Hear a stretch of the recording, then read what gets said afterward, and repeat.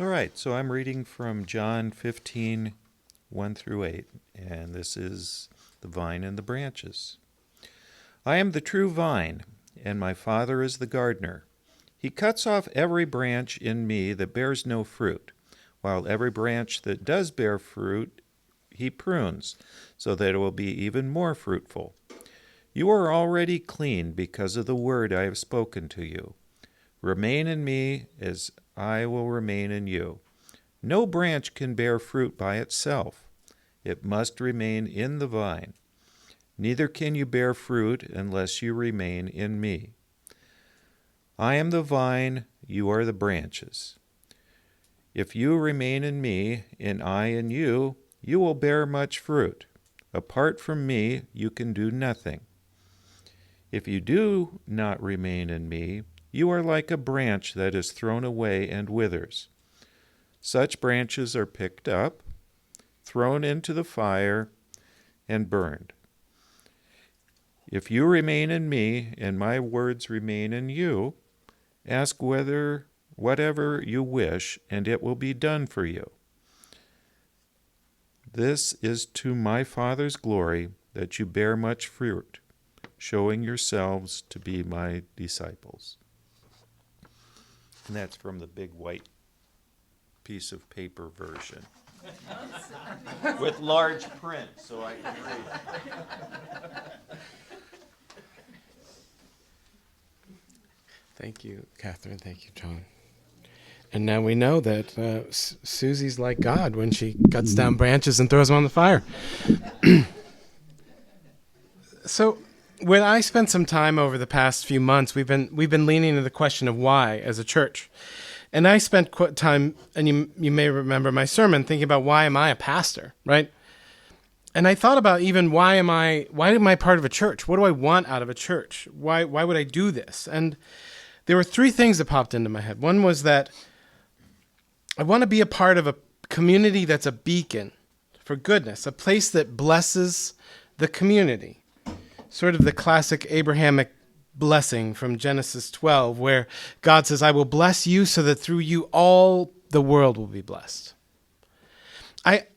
Another reason is I hope we can find a way to share good news. I hope that we hear what Jesus has to do as good news, right? And not like the good news like, hey, you're going to go to hell, but I can stop that kind of good news, because that's not really good news. But that's a different conversation.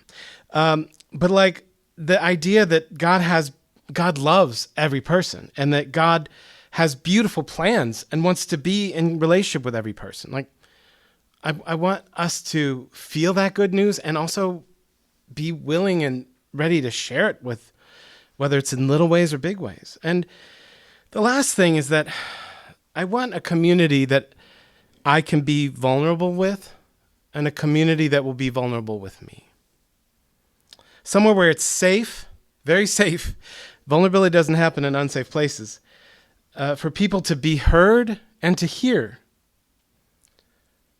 And I don't know if that's unexpected. It may not be on your list of things that you want in a church or things that you expect from a church.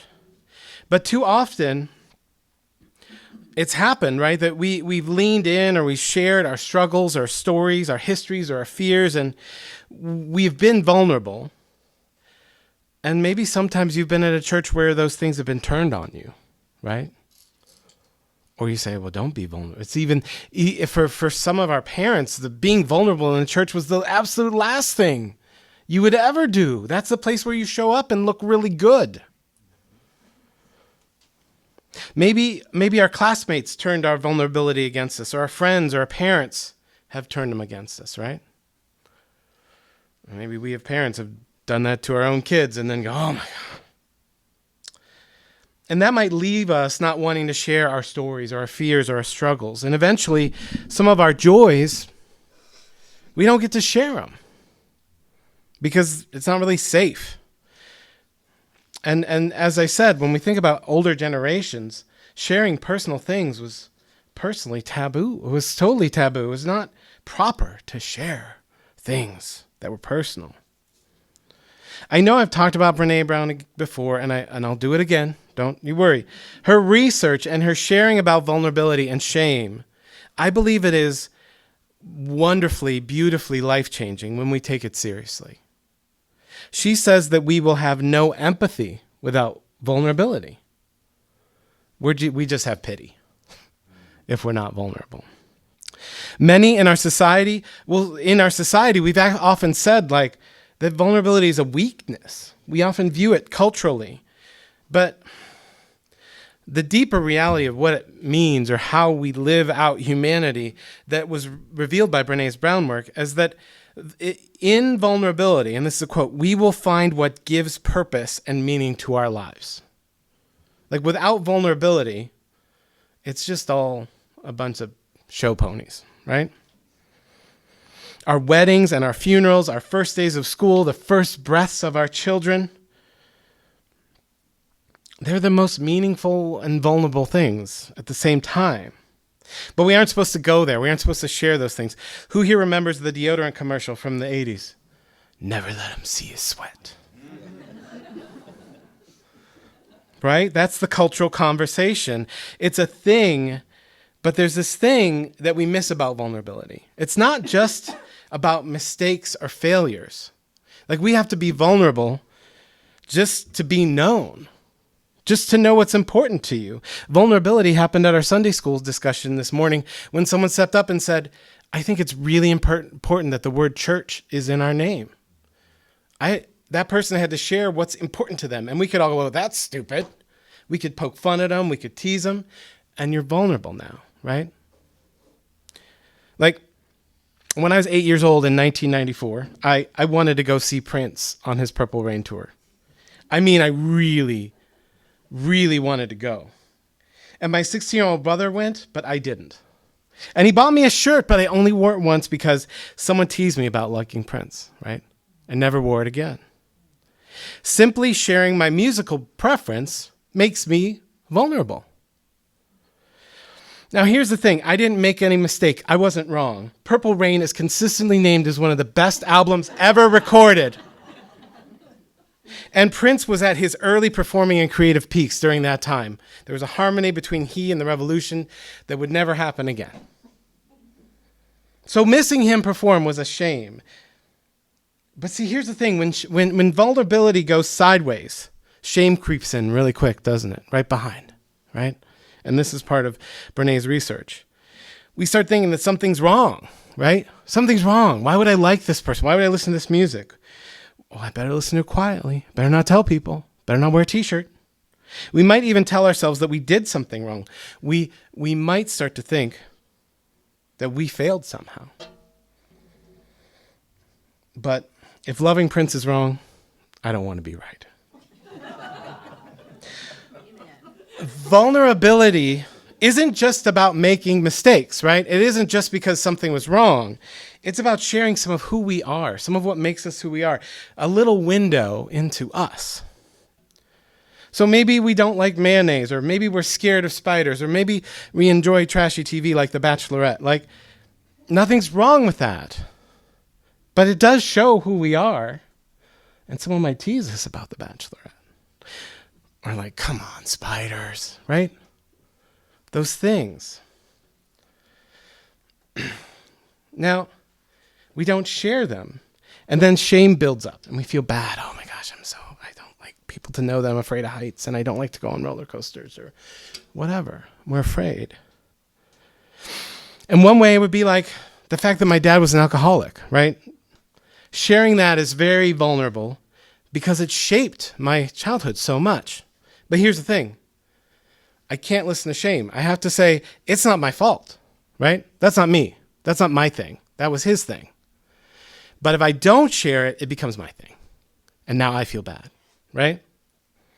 I keep that hidden.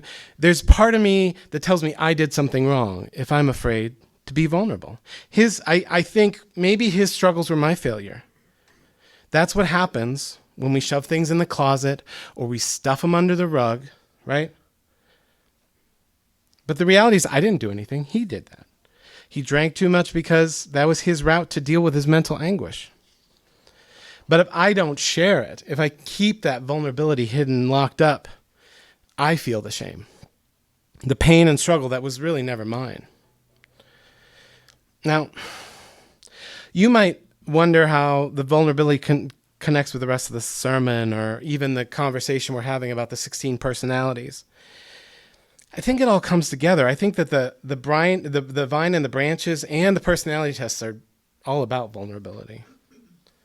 The image that Jesus uses of us all being grafted together. Grafting is vulnerability at the utmost, right? I mean, you're now dependent on Jesus, the vine, for water and food.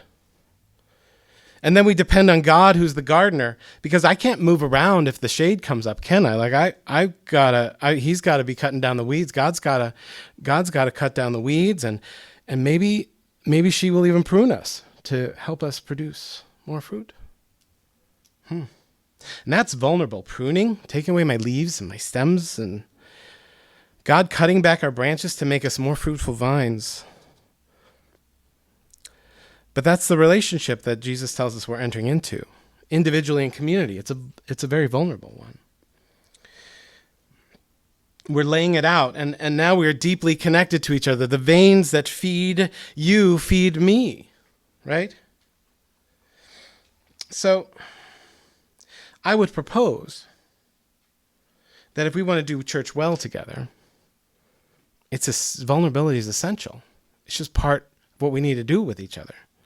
We have to share our preferences, our feelings, our strengths, and we have to make room for other people to share their preferences, feelings, and strengths, as long as we're not knocking other people down while we're doing it. So I think there's also some vulnerability when we share our personality types, right? Our preferences and working and sharing, when each of us knows that with each other, right? When we look at the numbers, we can look at those numbers and on how people think and work and make decisions, and maybe we're the outlier. Maybe we're the one that's different. Or maybe we're just like everyone else. And either one of those can feel like a diminishing thing. Some of us might think our congregation is lacking because we, like we talked about last week, have such strong preferences. We're not super diverse in a personality way. So we might tell ourselves we're inadequate because we're not this thing that we're supposed to be. Maybe we feel bad that we think too much and we don't feel as much, right, on the one preference chart, or we're too introverted or not introverted enough, right? Just sharing the results, just being here and sharing those results with each other and posing for the pictures that are now posted, it's a decidedly vulnerable thing to do together. Now, and this is where Brene Brown comes in. Like we won't have empathy for ourselves or for others if we can't be vulnerable about it. Empathy requires vulnerability. Empathy for each one of us sitting here together today. And empathy for those who never come in their church building. Figuring out how we can have empathy for them requires us to be vulnerable. And even in this process of asking why, we have ventured in to this idea of vulnerability, right? It's a huge vulnerability when we ask, who are we as a church? What gifts and preferences do we have? What do we do well and what do we struggle with? Why do we come together as a church? Just asking that question opens things up, doesn't it? One place where we were very vulnerable was when we walked away from our church building on 9th and Clay. Shame might tell us that we made a mistake buying it in the first place.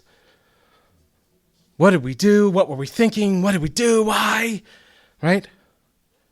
But when we can be vulnerable, when we can share with each other, when we can make space for each other to share, we can look at what's going on.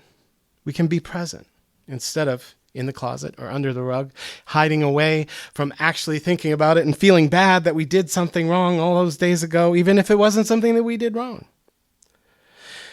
We can just look at where we are. We take stock and we listen to the Spirit, and then we listen to each other. And in that space of vulnerability, we might just hear what we're called and equipped for.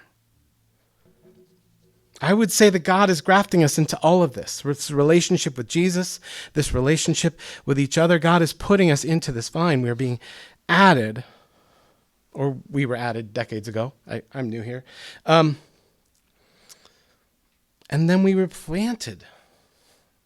And we moved here. Or maybe we put this Jesus vine in a really big pot that we can move around a little bit as we're in the midst of this replanting, right? Letting go of that building and choosing to cling to God and to Jesus and to each other, letting God move and replant the vine, that's vulnerability. Renting makes us pretty vulnerable, doesn't it? Huh? So when we ask this question that has been posed, why? Why are we a church? Why are we together? Why do we meet as a church? Without vulnerability, we'll just posture. We'll say the things that we heard we were supposed to say about church, and we'll keep doing those things that we're supposed to do as a church. There's a huge vulnerability in asking, why did God bring us together? Where do you think we'll be in 10 years? And then together listening for the answer. Trusting the gardener and the provider and the sustainer to care for us and lead us to what is next together, it's uneasy. It is vulnerable, and I think it's just what God has called for us to do together. At this point, I'll have 2 minutes of silent reflection, and I'll call you back for any thoughts people want to share.